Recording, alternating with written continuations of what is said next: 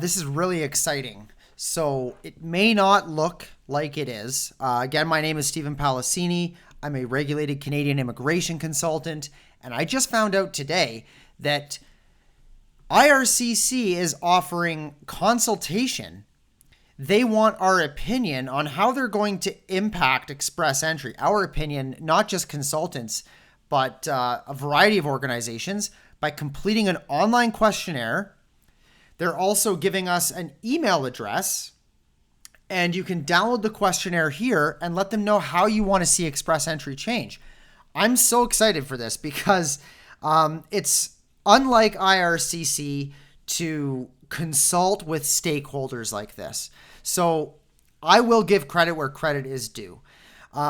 Yes, 61 weeks for a work permit from Pakistan is way too long, but the fact that they are moving in the right direction, I will say thank you for doing this, for offering this consultation.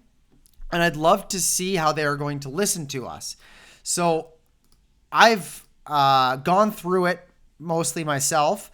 I'm going to quickly show you guys what the questions look like and briefly comment maybe my opinion on some of them now, but I'm definitely going to have something more comprehensive in 24 hours. I just need time to digest all this because I haven't seen anything like this where IRCC is asking for the opinion of people from these sectors. Okay? You don't even need to represent an organization. You can be an immigrant and submit your information here. Okay? So this is the first thing it starts at. Then they ask about, what kind of stakeholder are you? Where do you mainly operate? Then they ask questions about how to make express entry better. Okay. And I like I said, I will be elaborating on this more tomorrow. We have until January 8th. Please put in your opinions, your consultations, what you believe, how you want to see express entry change. Thank you, IRCC, for listening.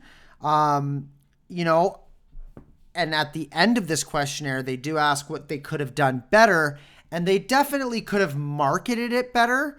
I follow them on Twitter every single day. I follow Sean Fraser. I have not seen anything about this consultation, and I just found out about it 4 days before it expires. 3 days now. So it's important that you share this video with people who want to have input, okay? I'm part of many groups, consultants, lawyers, and we discuss the implications of immigration policy, how we'd want to see IRCC change. So to be given the opportunity to have an opinion on this, it's incredible. And I'd like them to do this for everything moving forward and all, policy changes moving forward. Absolutely. Like, they're asking really good questions like, to what extent would increasing the number of international students that transition to permanent residence through express entry help respond to current economic needs and priorities? I believe that international students are critically important. And by coming in on a temporary, study permit, learning the ways of Canadian culture, improving English language skills if it isn't their first language, or improving French language skills if that's not their first language, and then being able to apply for jobs with a Canadian education credential. Yes, absolutely. I think that we should be, assisting students in transitioning better to PR. Now, I'm going to be elaborating on all this tomorrow. And much more than this.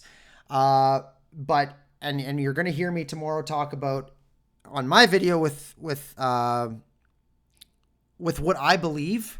I'm going to write very lengthy responses because it doesn't appear there's any character or word limits here. So I'm probably going to dedicate 6 to 8 hours to really get not only on this questionnaire, but I'm going to submit it to their email. They didn't give us a web form, so that's great. They gave us an actual email address. I'm going to, emphasize that I think one of the best ways, if somebody, the whole point of economic immigration is that they can become economically established in Canada. And one of the best ways to determine if somebody can become economically established is on their Canadian work experience. Do they fit their skills and their education? Do they fit well into the Canadian labor market? This is all about solving labor shortages and helping our Canadian businesses and employers in the economy and finding and selecting the right applicants. And I believe Canadian work experience is one of the best ways to measure that, as well as the importance of the job and the value of the job. How can you determine the value of a job? Well, it's probably what they get paid. People who provide more value get paid a higher wage or higher salary. That doesn't mean that lower skilled positions in express entry or lower wage positions shouldn't be eligible for permanent residence, but express entry really is supposed to be the best of the best, the cream of the crop. There are provincial programs that are for, NOC C and D applicants. And that's what I would want to focus on and say, Canadian experience, can they fit into the Canadian labor market? What are they getting paid right now to participate in this labor market? How valuable are they?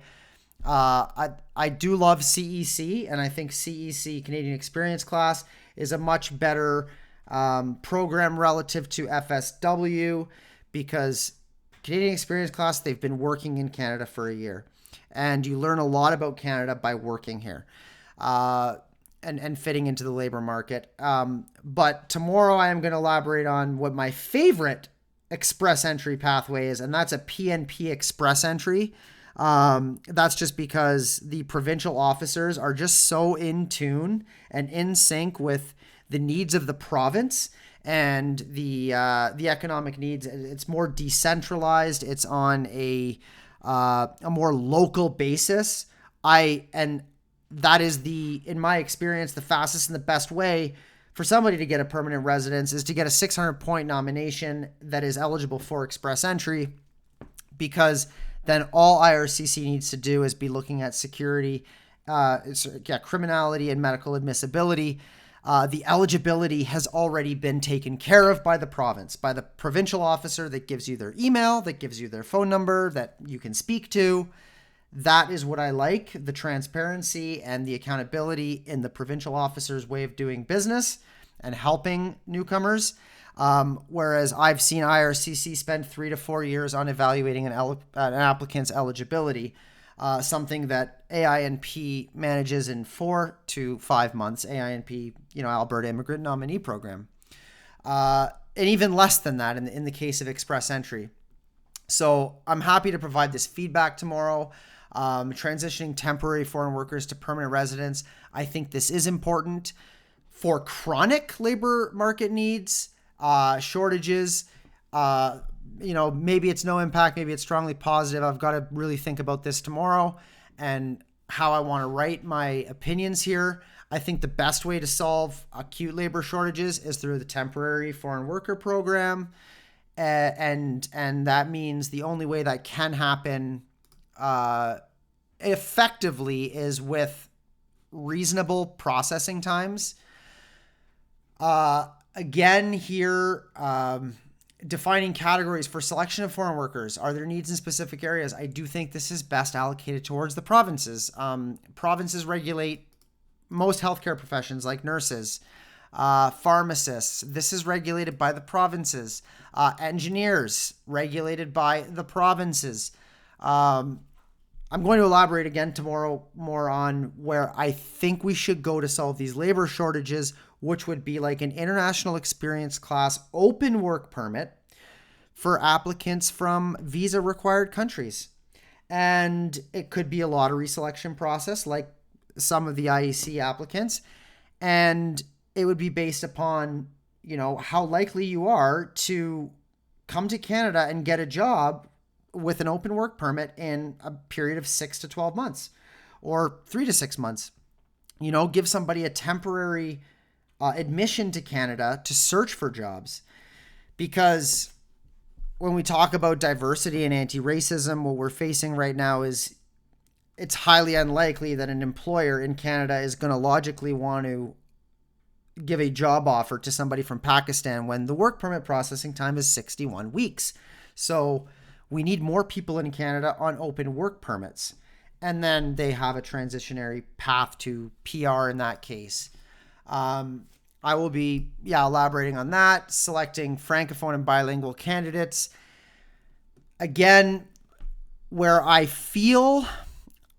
do not believe that right now, one thing I don't like that's unfair in express entry is that a French first speaking applicant gets higher points than an English first speaking applicant and a French speaking second. So they have a preference. They would rather have a mother tongue francophone than a mother tongue anglophone, even if they're both bilingual. That to me isn't fair. It's not in line with, if you're trying to make it equitable, the process. So I'm going to be elaborating on this a lot more for them as well. I think that to support Francophone communities, that should be done through community nominations, and the provinces. Quebec requires that you speak French if you want to immigrate there. And that's the way it should be. They know that what their economy needs. Alberta knows what our economy needs. BC knows what the economy needs. So I don't think that they should be dabbling in this Francophone and bilingual candidates. The best determining factor as to whether or not somebody will become economically established in Canada is their Canadian experience. Are they working? Can they get a job? Can they support themselves? Do they have an employment history in Canada? That's the best determining factor, not whether they're bilingual or if they speak French first. So again, I'm going to be elaborating on all these, and I just want to kind of wrap things up because everybody who cares about our immigration system and has had opinions and wants the opportunity to voice them should take this opportunity today. Other priorities. This is a pretty vague question, but it's something that I look forward to elaborating on. This has been amazing. Yes, it's awesome how they've made this platform, and what I love about the engagement process is they've given us an email form of communication, and they're not requesting us to send anything in by paper. They're not hiding any email addresses. They're not requesting that we send it by web form. What I didn't like about this engagement process, as I might have alluded to earlier, is that they didn't really make it well known. And that's sad because then only insiders that are aware of this are able to comment and offer input. So they should have spent a lot of money in marketing this, in at least tweeting it several times from the minister's account, from immigration's account. I would have loved to seen that. I'm sure they have a database of a lot of the emails of the 11,000 licensed immigration consultants in Canada, the regulated Canadian immigration consultants. They should have sent this out and said, hey, we want to hear your input. You guys deal with, clients on a day-to-day basis. Let us know what you think. So that's what I didn't like. I feel like it was a little bit hidden, and that's why I'm hoping that people will share this video and will offer their own input. Okay. I will post the link to this in the description of this video and in any post that I make, but it's really important that we all share our opinions. How do you want to see Express Entry change? This is an opportunity.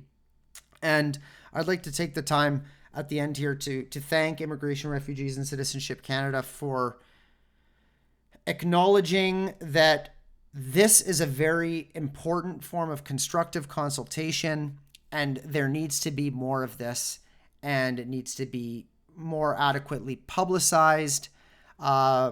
And I look forward to more consultations like this in the future. So thank you, and I'll be going through mine in detail tomorrow.